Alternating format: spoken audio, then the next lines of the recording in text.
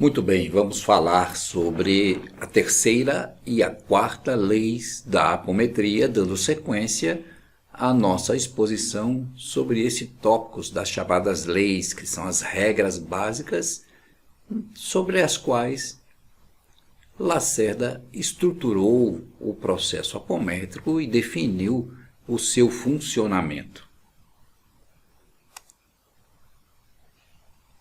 A terceira lei, que é a lei da ação à distância pelo espírito desdobrado, ou também conhecida como lei das viagens astrais, diz o seguinte: toda vez que se ordenar ao espírito desdobrado do médium uma visita a lugar distante, fazendo com que este comando se acompanhe de pulsos energéticos através da contagem pausada, o espírito desdobrado obedecerá à ordem, conservando sua consciência e tendo a percepção clara e completa do ambiente, espiritual ou não, para onde foi enviado.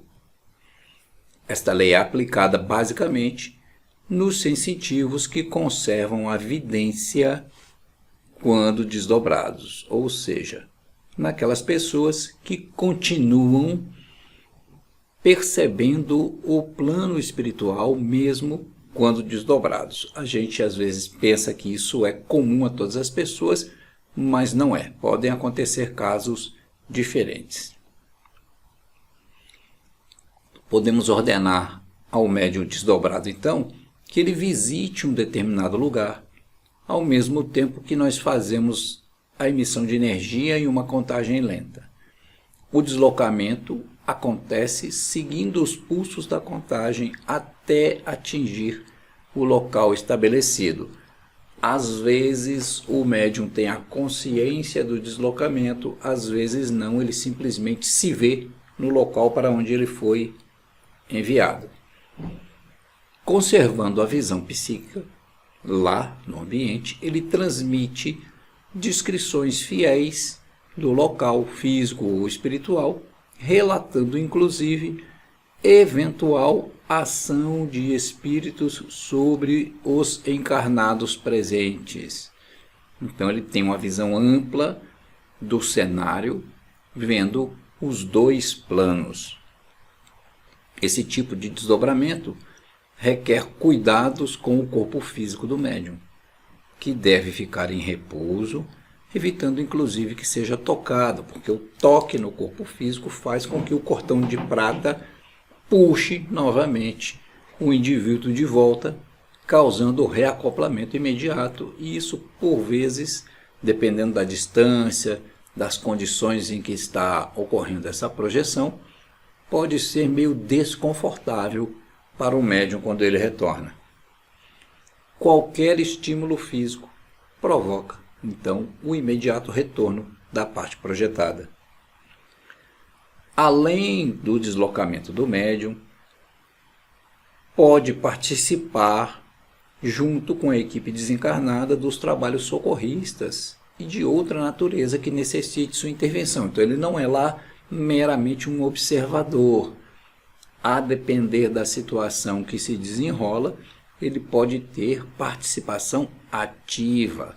E aí cabe ao operador que está controlando, vamos dizer assim, a ação, auxiliá-lo também com pulsos energéticos a partir da origem, para que ele possa realizar melhor algumas operações. Lembre-se, o operador, ele não é só um espectador e um controlador, não. Ele participa das ações que se desenrolam, enviando energias, orientando, dando suporte e dando cobertura ao médium que está lá trabalhando.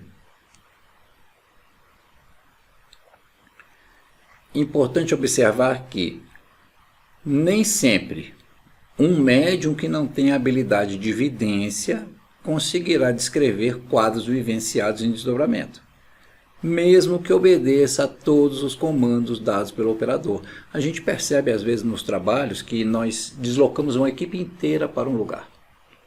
Muitas pessoas não têm a noção que estão lá. Alguns dos médiuns participantes do grupo depois falam, não, mas eu não vi nada, eu não descrevi, eu pensei até que eu não estava lá. Porque ele não mantém a conexão. Aí um dos médiuns que mantém a evidência fala, não, você estava lá, eu vi você lá. E você estava trabalhando, estava executando as coisas. Só que a pessoa não guarda a lembrança quando retorna. E nem tem a consciência disso enquanto está realizando a tarefa. A aplicação da presente lei é de vital importância para as investigações realizadas no plano extrafísico e também para a atuação energética mais vigorosa realizada com a presença do encarnado, porque estando conectado em seu corpo físico, ele pode usar aquela energia que nós falamos que somente os encarnados possuem. Ele pode trazer de seu corpo físico uma quantidade de energia muito maior do que os desencarnados conseguem aglutinar naquele ambiente para auxiliar de maneira decisiva na atuação. A quarta lei é a lei da formação dos campos de força. Toda vez que mentalizamos a formação de uma barreira magnética por meio de impulsos energéticos através de contagem, formar-se-ão campos de força de natureza magnética, circunscrevendo a região espacial visada, na forma que o operador determinou ou imaginou. Então nós mentalizamos o formato do campo físico, do campo de força, adequado para a proteção ou para a contenção que nós desejamos realizar, e esse vai se formar de acordo com a nossa determinação. Por isso que exercícios de mentalização, de projeção, de controle de formação de estruturas, de criação de formas, são bastante recomendados para quem vai comandar esse tipo de atuação. E também o conhecimento das propriedades de determinadas formas, o conhecimento da propriedade de texturas, de materiais, de componentes, para que os campos tenham uma eficiência adequada às necessidades para as quais eles são projetados. Essa é uma lei de aplicação ampla e bastante poderosa. Permite que criemos barreiras para nos defender e também proteger nossos assistidos, nossas residências ou locais de trabalho e tudo o mais que queiramos envolver em estruturas de proteção ou contenção. Eu preciso, por exemplo, conter a ação de uma determinada entidade violenta.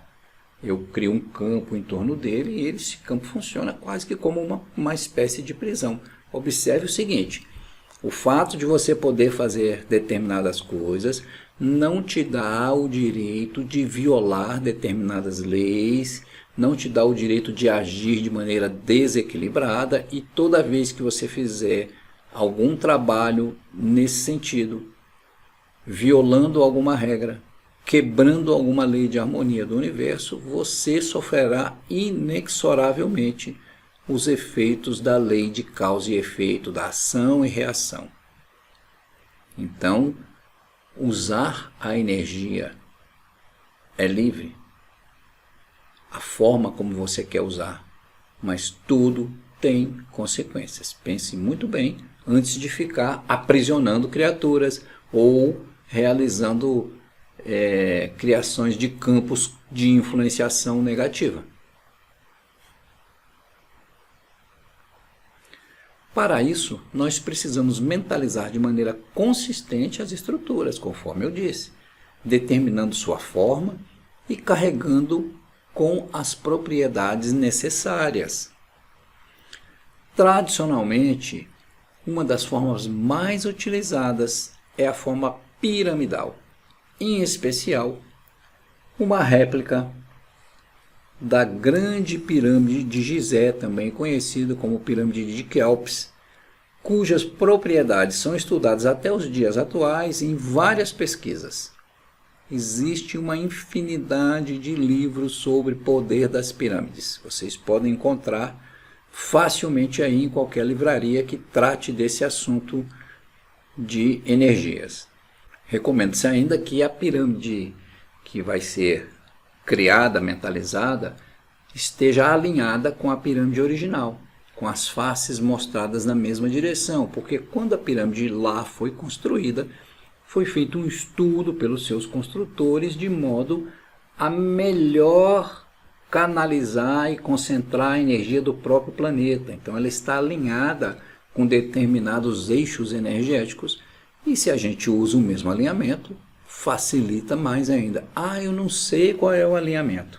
Então na hora de eu mentalizo a pirâmide e falo, ela está paralela à pirâmide original de Gizé. Pronto, foi feito o alinhamento.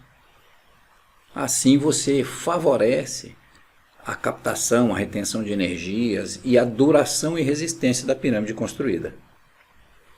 Contudo, nós podemos combinar o formato piramidal com outros acessórios para montar barreiras múltiplas com o objetivo de realizar proteções específicas ou mais fortes, ou formas de reenergizar indivíduos ou de drenar energias de determinados ambientes também. Aqui eu tenho para vocês uma mentalização que nós utilizamos muito nos nossos trabalhos. Geralmente nós construímos a pirâmide através de uma mentalização do tipo: vamos construir uma pirâmide mentalizando a partir de seus vértices alfa, beta, gama, delta, fechando em cima epsilon. Aqui está o vértice alfa, o beta está aqui atrás, o gama, o delta está ali e o epsilon está aqui em cima. Conectando todos esses vértices, nós temos a forma piramidal. Observem que o objeto que eu coloquei aqui para ser protegido está representado aqui por este cubo que vocês veem. E esse cubo aqui, diferentemente do que a maioria dos nossos colegas faz, eu coloquei ele na altura do terço médio da pirâmide e não na base, no seu piso. Por quê? Porque segundo os estudos que existem e dos quais eu já experimentei também, essa altura aqui, que é a mesma altura onde se localiza a câmara do rei da pirâmide original de Gizé, é o ponto mais energético dentro da pirâmide. Então, se eu quero favorecer uma energização, eu coloco o objeto nesse local. Que mais que nós temos aqui nesta estrutura que está mentalizada? Nós temos uma segunda pirâmide colocada com o vértice apontado para baixo aqui, para o centro da Terra, construída da mesma forma. Segunda pirâmide construída a partir de seus vértices. Aí você tem alfa, beta, gama, delta e epsilon aqui embaixo. E nós geramos nessa pirâmide, quando nós a construímos, nós aplicamos nela uma rotação para que, segundo a regra da mão direita, ela cria um vórtice. Observe, se ela gira neste sentido anti-horário, o dedão aponta para cima e nós temos um fluxo de energia para cima. Como eu quero drenar a energia para o solo, eu preciso que ela gire no sentido horário. Horário, mesmo sentido dos ponteiros do relógio. E a energia vai para baixo. Aqui também nós temos uma cúpula cristalina, que pode ser diamante, pode ser cristal, pode ser quartzo rosa, pode ser qualquer estrutura cristalina que reforça a contenção de energia. E uma cinta metálica dourada colocada no equador da esfera, que coincide também, essa linha aqui coincide com o plano que divide as duas pirâmides. Como que isso funciona depois de mentalizado? Eu vou fazer com que ela gire aqui. Observem, a pirâmide inferior está girando no sentido horário, criando um fluxo energético para baixo, drenando, segundo o meu comando, toda e qualquer energia negativa que possa existir no ambiente contido pela pirâmide superior. E aí, além disso, eu posso chegar e fazer energizações aqui a partir do vértice dessa pirâmide, inundando todo o volume dessa pirâmide com energias diferenciadas, usando da cromoterapia, das propriedades energéticas das luzes, para fazer com que o ambiente aqui interno desta pirâmide superior fique adequado para determinadas atuações que nós vamos fazer no campo apométrico. Então, geralmente a gente faz isso e no lugar desse objeto aqui, nós deixamos a nossa sala de trabalho, o nosso ambiente de trabalho.